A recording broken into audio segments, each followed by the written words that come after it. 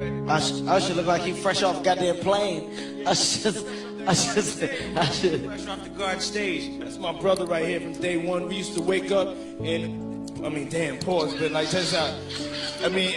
Back in the days when he was like 10 and I was a little bit older, his older brother, we used to fight over the Frosted Flakes. You know what I'm saying? Before pause was invented. You know what I'm saying? But it's my brother for real. We used to actually wrestle off of the... Fifth, when you continuously call Puff gay, does that affect your relationships in Hollywood? I don't call him gay. I said, let me read it, Fifth. Oh my God. Sorry I can no longer help you guys. Soon you will all be gay and happy. You are all now left under leadership of Puffy Daddy. Report to the nearest rainbow. Listen. I'm only saying that because of that what's the name interview?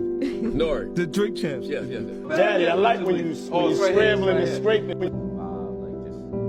See where I look back on where I became. Did you miss me though? For real, because it seems like a thing. It's his birthday party, man. I'm talking about for your birthday. Why won't you party with me for your birthday, man? We partied for my birthday before. You came to my party. No, but me and you ain't never really party. You know what I'm saying? He says things. He doesn't even know what he's saying is like fruity. When people say that to me, I get a little uncomfortable. I get uncomfortable. Like he said something to me one time, a long time ago, at Chris Lighty's wedding. He told me to take me shopping. I looked at him like, what you just say? Let me move, man, before I do something. You gonna make me mess up the wedding. Can I go? When you see Jadakiss put his head down like, while we stuck here right now, and the cameras is rolling, everybody see. Don't make like it's just me, man.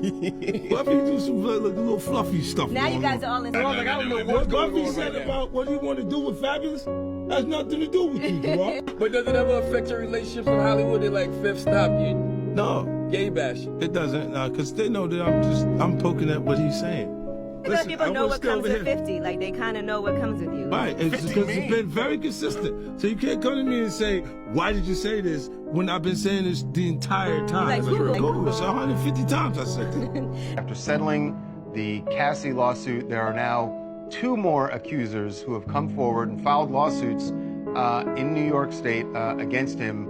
The third one is really a woman who is alleging that she was raped by Diddy and also singer Aaron Hall back in, she says, either 1990 or 91. There's a lot of detail that makes people look at it and think, is there something here? And that's, people were still saying that about the Cassie lawsuit when these other 2 lawsuits came up on Thursday and Friday, that those were filed. So it's very clear that this is going to be something Diddy has to continue to face, whether it be in court or just in the court of public opinion, where people are wondering about these accusers and wondering if what they're saying here is true. Now, Diddy has denied the allegations, just as he did with Cassie. He said, Ja Rule. I said, well, he busy right now. He said, he busy doing what? I said, he with Puff, they're in the room, they busy, they don't want to be bothered. He said, well, I'm going in there. I said, bruh, you ain't going in there because he told me they don't want nobody to be bothering them. He was like, yo, I don't care, man. I'm going in there. That bull like that. I said, yo, bro, Jesus Christ had to come down here and take the air out of my body before you get in that room right there. Watch. He tried to bum rush me. I grabbed him and threw him against the piano. When I threw him into the piano, Puff and Ja Rule runs out the room. Puff got his towel, Ja grabbing his towel, but they butt the naked. And so then Ja was like, yo, what's going on? Yo, Jay, that's my cousin. He know me well. You know, and Puff was like, yo, Jay, what happened? I said, he tried to get in the room. I told him he couldn't get in the room. And he was like, Puff looked at Ja. He said, yo, Ja said, you ain't want to go in that room because there's a lot of freaking going on. So I was like, oh, he said it was a lot of freaking going on. So that was basically that story, man. You know what I'm saying? They went back in the room, dude felt a certain kind of way, and he left out. The Cassie thing, I didn't know her, but I knew somebody like her, and that was Kim Porter. I didn't know Cassie, but I knew somebody who was going through the same thing she was going through, and that was Kim Porter. So people ask me, yo, and they send me clips of Cassie, I guess it's an affidavit to the courts, you know, of what she experienced. And it's like, it was the same thing Kim was going through. Now, you see a picture on the internet going with Puff, right hand is in a bandage. That's the night I was called by Paul to meet him over at St. Luke's Hospital. He had a white t-shirt wrapped around his wrist because Kim had took the cork, you know, where you open up wine, the corkscrew. She took the corkscrew and caught him on his wrist defending himself. And he almost, I think he had, I know he tore some ligament, but he almost hit an artery or came close to the artery or either scratched it or cut it a little bit because he just kept bleeding. And from that point on, he was hooked. That's when I knew, when they was talking about people getting addicted and hooked on pain medicines, that's what happened to him. And it was from his right wrist that he's reminded by Kim all the time now. And looking at this lawsuit, right? You know what I mean? I got in my Diddy mode. I'm sorry, I started licking my lip. You know what I'm saying? You know what I mean? Yo, Diddy, you gave me the ooshka screw smash. You gave me the ooshka smooth, the smooth smash. Diddy. Yeah, son. You know what I mean? You know what I mean? You gave me the ooshka smooth. I love it, yo.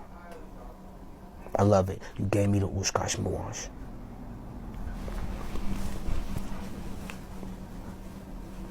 And as soon as you turn 16, you know what I'm saying, I'm gonna let you rock this every time you come to LA. Yeah, this gonna be yours. So every time you come to LA, it's a little dusty, but you know, we'll get the front shot of this. Man. Man out. Minute. Woo. Okay. Okay. Alright, so I'm gonna be driving this next year. Yeah, when you get 16, you come down there, you gotta, you know, wear your seat. I mean, I'm 15, you could ride in the passenger seat. I got my permit. Now that, not yet. No. Alright, 16. No, 16. Let's slow down. Let's slow down, Josh. Okay. Right now, he's having 48 hours with Diddy, him and his boy. They're having the times of their lives, like, you know, where we hanging out and what we doing. We can't really disclose, but it's definitely a 15-year-old's dream. You know, I have been given custody of him. You know, he signed to Usher. I'm signed to Usher. I had legal guardianship of Usher when you know he did his first album. I did Usher's first album. I don't have legal guardianship of him, but for the next 48 hours, he's with me. So and we gonna go full crazy. I moved to New York City, and I lived with Sean Puffy Combs for a year. That's the crazy thing. Now, that was L.A. Reid's idea, right? We're sending you over to something called Puffy Flavor Camp. There you go. To learn Flavor Camp? Yeah, Flavor that's Camp. what it was called. Puffy's place was like just filled with chicks and orgying like nonstop, right? No, not really. I mean, but hey, it was curious. I got a chance to see some things. Yeah, but you were 13. What's up, man? You good? I'm good. How are you? All right, young brother, everything's good? Everything's Selling great. out arenas and everything? Starting to act different, huh? You ain't been calling me and hanging out the way we used to hang out. Well, I mean, you try to get in contact with me, you know, through all my, partners and whatnot. Mm-hmm. But you never really got my number, so. Right, My okay. number?